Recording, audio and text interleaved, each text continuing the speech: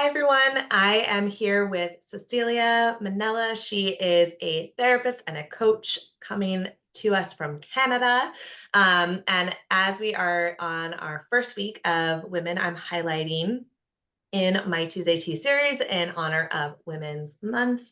I'm so thankful to have her. And I just have a couple questions I want her to share with you as a community. And then if you definitely want to get in touch or dive deeper or learn more with what Cecilia's doing and talk with her further, I'll make sure to include all the ways you can find her as well. So Super welcome. fun. Thanks for Thanks being for having me. I'm excited. here. So really, I'm using this series as just a space to highlight a few different women that I know personally and who I think are just doing really fun, interesting, important things out in the world to support other females. And so I just have a couple questions, just like a little teaser of who you are. Um, and then, like I said, people can definitely dive in and learn more. Um, and they will have a secret other way to learn more about us, which we They will. will. But for my first question, what sort of inspired you to start the business that you're doing? Maybe you can share a little bit about it too. And how has your journey sort of evolved since its origin? Okay. So I have two businesses. I have a group practice as a therapist, and I've done that for about 16 years. And most recently started a coaching business, which has been super fun. It's kind of where we met, which is really exciting. What's inspired me for my group practice was really working in terrible systems as a social worker and just really hating how burnout was really part of just seemed to be part of the gig. Terrible leadership or unsupported leadership that just left me feeling just kind of empty inside. And it wasn't really why I got into social work. So Mhm. my inspiration was to build an agency or a practice that had really great values, where it felt really safe to work, but also where every single person could work within their gifting and just show up as their authentic self and have a really great, safe place to work. That's What awesome. inspired the coaching was just wanting to pivot a little bit in my career, but wanting to open up, I guess, the my ability to help people and serve people. I love talking about relationships and connection and dating and making life a bit more fulfilling since we're all very disconnected these days. And my focus is really about cultivating connection for joy. And I didn't ask you this earlier, but I think you'll be able to answer it.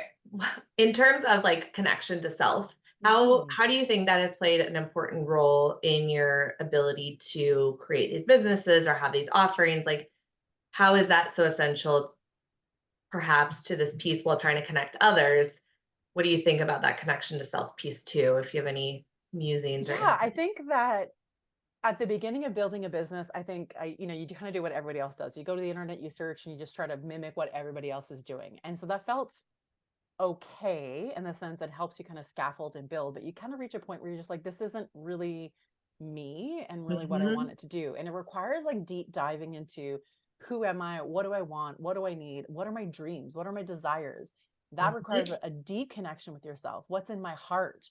What lights me on fire? And I wanted Yep. to feel like my business was going to light my soul on fire. Yeah. And that was a really big shift around doing it differently because I realized there's nobody else like me out there in the sense that we're all like unique people. There's billions of us on the planet and none of us are the same.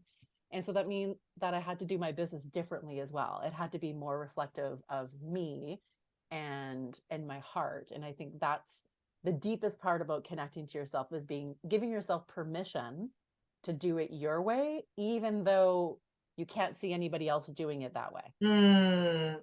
But nobody else really can, right? Right. We're looking for like the validation that we're doing it right, but there is no right when it comes to being authentic and doing Hmm. it in our authentic selves.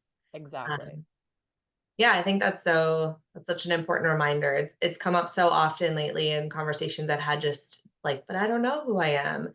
I don't know what that means, and I think sometimes we get scared or have a hard time trying to look in there, so we don't. So then we do just Mm. like kind of copy or and paste and go with the masses. And there's, again, nothing wrong with learning from others. Like, is anything Mm. truly totally novel and unique? I don't know. Everything kind Yeah. of comes from something, but no one can do it with your flair, your brand, and your heart. And I think that's Hmm. true. If you don't really know what's at the heart of it, one, people aren't probably going to buy it or take it or use it, whatever it is that your business Hmm. might be beyond what we offer therapy and coaching.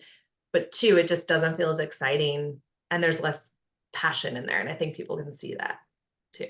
Yeah, I think people want to work with people who are, I hate to use this word authentic because it's like so overused, but this It's idea true. like I want to know you before I work with you. And I think Yeah. that's a really important thing. And that's a piece I think that I integrated after a few years of business. It's like they need to know who I am. And that requires exposure. And that can feel really vulnerable when you're putting yourself out there because you might get rejected and been rejected a million times. And when people don't want to work with you or don't pick you, and that's totally fine. But it's leaning into this idea of if I'm authentically who I am and coming from a place of my heart, then people will reject me, and that's okay. Right.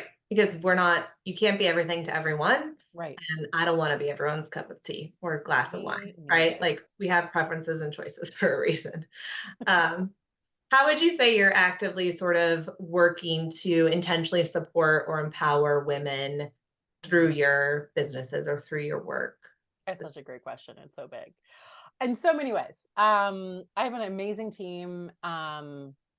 And I think that what I do really well is that people have the freedom to do work that really lights their heart on fire. Mm, So the support comes from creating a safe structure and an agency for them to grow in the way that they want to grow. And I think that's actually really important. Without my I don't micromanage, I don't do those things. I support all of their projects. I support whichever way they want to expand their practice or their learning, and just see myself more as a guide in that space for them. And that's my team specifically. I think that what I've done for years in empowering women and in the industry or community is, my practice is very involved in the community. We do a lot of sponsorships, we do a lot of collaborations. mm, We've done a lot of work with nonprofits over the years, and that's something I'm taking into my coaching business as well, is this idea of being really connected in community. It's just that in coaching, the community is significantly larger than yes. the geographical area. Yeah. So it is learning on how to do that at a larger scale, Yeah. which is really, flexing a muscle I haven't really used before in that way. So, I Mhm, try to have a podcast. And so I find that that's really empowering for women, and being mhm. able to reach a larger community. It's just putting content out there as much as possible and being a voice of maybe sometimes taking an opinion that isn't so popular, but with the aim of helping people and women especially to elevate their lives in a way that it feels tangible and feels actionable. I love that. And I love how you could break it out into professionally and your Hmm. boss CEO role, how you're supporting your team of women, and then in as a clinician, how you're supporting your clients, but then also Hmm. as a member of a community, how you're supporting the women and others too, but Hmm. specifically women in the community as well. Yeah. Um, yeah, I think this week I'm just really focusing on connection to self, but also Hmm. connection to others and especially other women. How this doesn't have to be a competition. It's not about jealousy. It's Hmm. not about me versus you. How we've met in the same group. We're actually in Hmm. an active competition in our business Yes, class. we are. It's a fun one, but here we are, both Yeah. getting points for the same thing. Smart competitor would not be doing this, but I love Right. Cecilia and it's all love and it's helping us both out. So I think it's just coming together and Hmm. and connecting in that way is something we talk a lot about, but I don't know if we fully all Do it. subscribe to that all the time or that it's really like the message, you know? And so I think like banishing that old, like there's not Hmm. enough room at the table or I have to be leery of you or you're out until you're in. And how can we embrace connection more Hmm. fully, especially amongst women? Well, and it's beyond embracing. It's really seeing it as a necessity, Yes. because Yes. it's like it it really, we thrive in these connections and thrive in our heart Mhm, and our soul and our mind, and mhm. our mental health is better because of it, and how we feel about ourselves is better because of it. And then that means that we interact in our world very differently. So Yeah. then we get to show up with more love and more abundance in every aspect of our lives when we can genuinely connect with other women and not see it as competition, or that there's limited resources, or that there isn't abundance, because there's so much Right. abundance. And when women come together, like, magic does happen, but we have to Mhm. do it. I know there's a lot of people that post a lot of things Yeah. that is a lot of lip service, but they're not actually doing the action, the work, because it takes time, it takes energy, it takes commitment. You got And to get out of your vulnerability. comfort zone, and Yep, it's vulnerability, and you got to get yep, out of your comfort zone and take a risk. yep, And that can be scary. But I think loneliness is scarier. so Like much. loneliness is devastating. Yeah, So I would rather take the risk of a rejection than be completely lonely and isolated. love that. Thank you so Mhm. much. Thanks for Is having there me. yeah, where can people find you? What do you kinda wanna highlight? Let people know you're doing or Thanks. You can find offering? me on Instagram at Cecilia Manella. You can find my podcast, which is Mental Makeover Radio, where I go.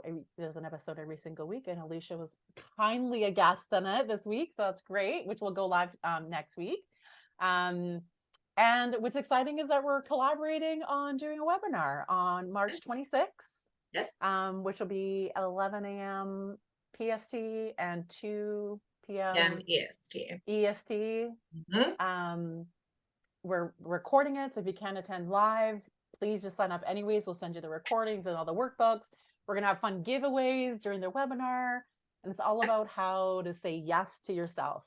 yes. And Mhm. then this email, you keep scrolling, whole section giving more details, what we've just said, and a link you can click right there to sign up and reserve your spot today. Mhm. We're so excited. It'll be just an hour, so probably something you can take some time out of your day for, Absolutely. hopefully.